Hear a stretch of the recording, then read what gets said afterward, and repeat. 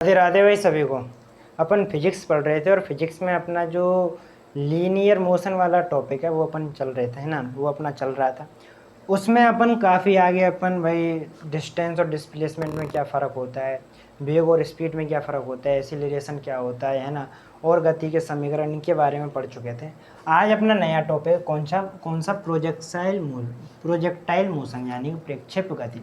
आज इसके बारे में पढ़ना है, क्या होती है ना, कौन कौन से इसके फॉर्मूले हैं वो अपने को याद रखने, वही काम आते हैं और वही उनके डेरिवेशन आते हैं, उन्हीं पर बेस डेरिवेशन आते हैं, तो वो आपको पढ़ना है। इससे पहले आपको प्रोजेक्टाइल मोशन समझना होगा कि भाई ये गति होती किस प्रकार की है ना।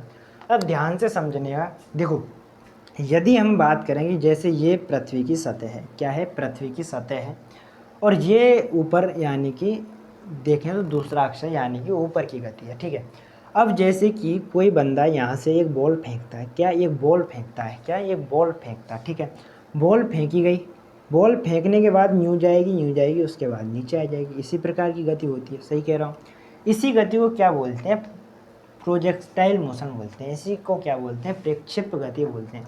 और ये जो आकृति होती है ना, इसको बोलते हैं परवलयाकार आकृति। क्या बोलते हैं, परवलयाकार, परवलयाकार आकृति। क्या बोलते हैं, परवलयाकार आकृति, है ना। तो इस प्रकार की जो गति होती है उसको क्या बोलते हैं, प्रोजेक्टाइल मोशन बोलते हैं। अब इसमें कौन कौन से फॉर्मूले हैं, क्या क्या उपयोग होता है ना।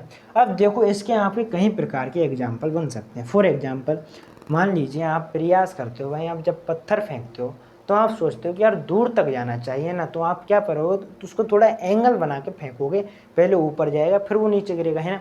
तो ये प्रोजेक्टाइल मोशन का ही उदाहरण है। अगर आप बंदूक चलाओगे तो बंदूक यदि आप दूर तक पहुंचाओगे तो पहले ऊपर ताकि वो प्रोजेक्टाइल मोशन के रूप में जाए, ताकि वो परवलयाकार के रूप में जाए। तो उसी प्रकार की गति होती है। जैसे कि आप सबसे बेस्ट एग्जांपल है, क्रिकेट देखते होगे तो उसमें जो गेंद जाती है, यदि कोई प्लेयर सिक्स मारता है तो एक पॉइंट से जाके दूसरे पे इस तरीके से गति करती है, इस तरीके से ही गति करती है, फिर वो स्टैंड में जाके गिर जाती है। वो क्या होती है, परवलयाकार रूप में जाती है और उसको ही क्या बोलते हैं, प्रोजेक्टाइल मोशन बोलते हैं। अब इसमें पढ़ना क्या है और कौन कौन सी चीज़ें समझनी है, ये चीज़ देखो समझो, है ना। अब यदि मैं बात करूं, देखो इस पॉइंट से किसी भी चीज़ को फेंका गया है, तो यानी कि यदि आप किसी भी चीज़ को फेंकोगे तो ऑटोमेटिक तो चली नहीं जाएगी भाई, ऑटोमेटिक तो चीज़ जाएगी नहीं ना, कुछ तो आपको ये वेलोसिटी देनी पड़ेगी, कुछ तो आप उसको फेंकोगे तो उसमें कुछ ना कुछ बल लगाना पड़ेगा, उसको वेलोसिटी देनी पड़ेगी। मान लेते हैं आपने जो इनिशियल वेलोसिटी, प्रारंभिक वेलोसिटी, तो उसे यू से डिनोट करते हैं। आपने स्टार्टिंग में कुछ वेलोसिटी से किसी भी बॉल को फेंका।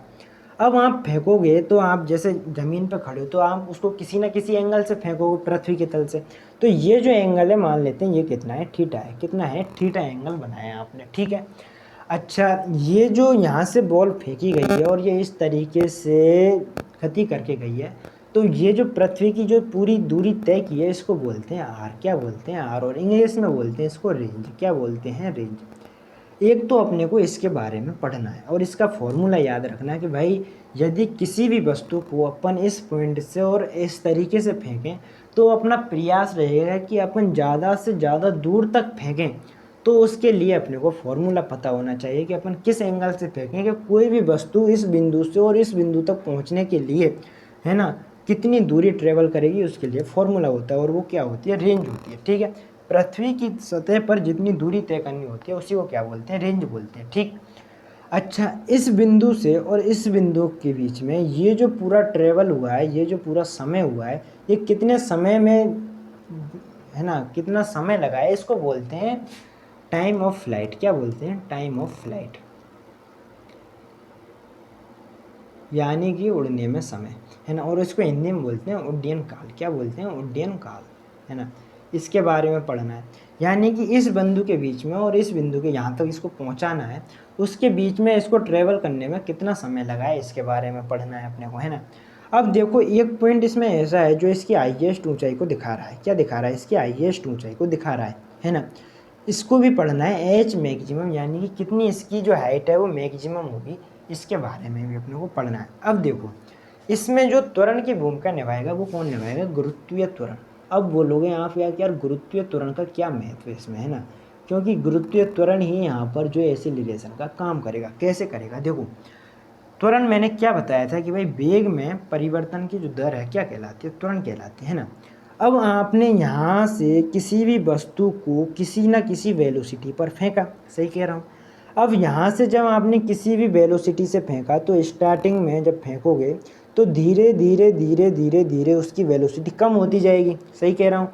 एक ऐसा पॉइंट आएगा कि अब इससे ऊपर नहीं जाएगी, है ना। अब यहाँ से वो धीरे धीरे इसी जिस शेप में आई है उसी शेप में ये वापस जाने लगेगी और ये इसकी धीरे धीरे धीरे धीरे वेलोसिटी फिर बढ़ने लगेगी, सही कह रहा हूँ। तो यानी कि ये जो वेग में परिवर्तन आया, यहाँ से यहाँ तक पहुँचने में वेलोसिटी घटती है, फिर यहाँ से यहाँ तक आने में वेलोसिटी बढ़ती है। तो ये जो परिवर्तन आया है ना, तो वेग में परिवर्तन क्या कहलाता है? त्वरण ही तो कहलाता है। तो ये त्वरण है ना, और ये किसके कारण हुआ है? ये भाई गुरुत्वीय त्वरण के हुआ है, गुरुत्वाकर्षण बल के कारण हुआ है। पृथ्वी के गुरुत्वाकर्षण बल उसके गुरुत्वीय त्वरण के कारण हुआ है ना। बात आई आपके समझ में। अब इनके फॉर्मूले क्या हैं? यदि मैं रेंज की बात करूं, किसकी रेंज की बात कर रहा हूँ भाई, कि यदि कोई वस्तु को अपन यहाँ से फेंकें और इधर तक फेंकें, है ना, इस तरीके से फेंकें, परवलयाकार रूप में फेंकें, तो वो उस पृथ्वी तल पर अधिकतम कितनी दूरी तय कर सकते हैं, यानी कितनी दूरी तय करेगी, उसकी फॉर्मूला क्या है? उसका फॉर्मूला है u स्क्वायर साइन 2θ अपॉन जी। क्या है? u स्क्वायर साइन 2θ अपॉन जी। ठीक है, इतनी सी बात है आपके समझ में। अब ये क्या है? ये इसकी रेंज है ना। अब ये थीटा क्या है? यू पता है आपको, ये आपकी इनिशियल वेलोसिटी है। एंगल क्या है? एंगल है भाई आपका ये जो एंगल बना हुआ है पृथ्वी तल से, है ना। जी क्या है? जी यहाँ पर गुरुत्वीय त्वरण। ठीक है, तो इस तरीके से अपन रेंज निकाल सकते हैं, है ना। अच्छा, यदि टाइम की बात करूँ, यानी उड्डयन काल की बात करूँ, है ना, तो टाइम की बात करेंगे तो उसका फॉर्मूला होता है 2u sin थीटा अपॉन जी। क्या होता है? 2u sin थीटा अपॉन जी, है ना। बात आई आपके समझ में। u क्या है? इनिशियल वेलोसिटी है, एंगल क्या है? ये है, और g क्या है? गुरुत्वीय त्वरण है, और इसके आगे क्या लगा है? 2।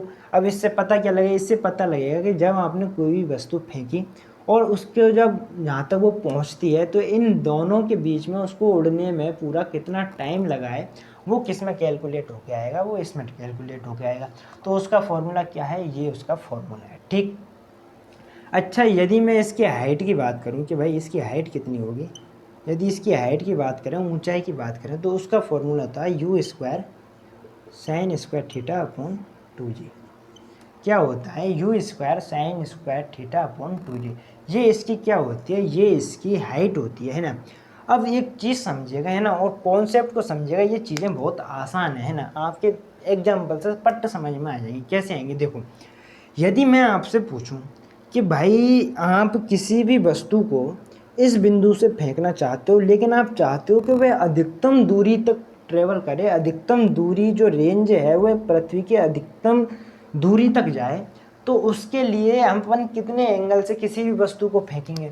तो उसके लिए यदि आप इस थीटा एंगल को यदि आप 45 डिग्री रखते हो, यानी कि किसी भी वस्तु को आप 45 डिग्री के एंगल पर फेंकोगे ना, तो वह अधिकतम दूरी ट्रेवल करेगी, वह अधिकतम सबसे अधिक दूर तक जाएगी। ठीक है, बात है यहाँ के साथ। अब इसमें आप रखोगे तो थीटा की वैल्यू 45, 45 दूना 90 हो जाएगा, और साइन 90 की वैल्यू 1 होती है, और ये रेंज आ जाएगी u स्क्वायर अपॉन जी।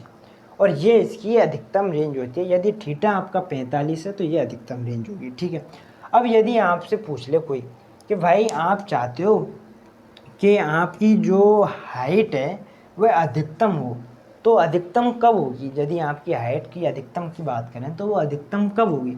अधिकतम तब होगी जब आप किसी वस्तु को ऊपर फेंकोगे, है ना, 90 डिग्री के कोण पे फेंकोगे, एंगल पे फेंकोगे। जब किसी वस्तु को आप ऊपर फेंकोगे, देखो अब ध्यान से समझिएगा, यदि आप किसी वस्तु को ऊपर फेंकते हो ऐसे जाएगी, उसके बाद यूँ मुड़ के आ जाएगी, है ना। तो ये भी एक परवलयाकार ही है ना। एक तो भाई ये हो गई, ये भी एक परवलयाकार है, ये भी एक कंडीशन परवलयाकार है ना। अब इस चीज़ में समझिएगा, देखो अब आप यदि किसी वस्तु को 90 डिग्री पर फेंकते हो, है ना, यदि 90 डिग्री के एंगल पर फेंकोगे तो यहाँ पर थीटा 90 हो जाएगा। 90 यदि एंगल हो जाएगा, 90 यदि एंगल हो जाएगा तो ये साइन 90 की वैल्यू 1 होती है, और इसकी जो हाइट होगी यह u स्क्वायर अपॉन 2g हो जाएगी, जो कि अधिकतम हाइट है। यानी कि यदि आपको अधिकतम हाइट प्राप्त करनी है तो आप उस वस्तु को 90 डिग्री के एंगल पर फेंको। यदि आपको दूरी अधिकतम तय करनी है ना, यदि आपको रेंज अधिक चाहिए तो आप उसको 45 डिग्री के एंगल पर फेंको, तब आपको अधिकतम रेंज मिलेगी। ठीक है, बात आई आपकी समझ में। अब इन कॉन्सेप्टों को आप यदि क्रिकेट के खिलाड़ी हो तो आप अच्छे से समझ सकते हो और आप इनका अप्लाई भी कर सकते हो अपने जीवन में। ठीक है, बात आई आपके समझ में। अब इनके डेरिवेशन होंगे, इनके डेरिवेशन मैं अगली जो क्लास है उसमें आपको कराऊंगा, है ना। और आप भी देखने का प्रयास कीजिएगा, आप भी एक आध क्वेश्चन देखिएगा, आपको भी मिलेंगे, है ना। आज के लिए इतना ही, धन्यवाद।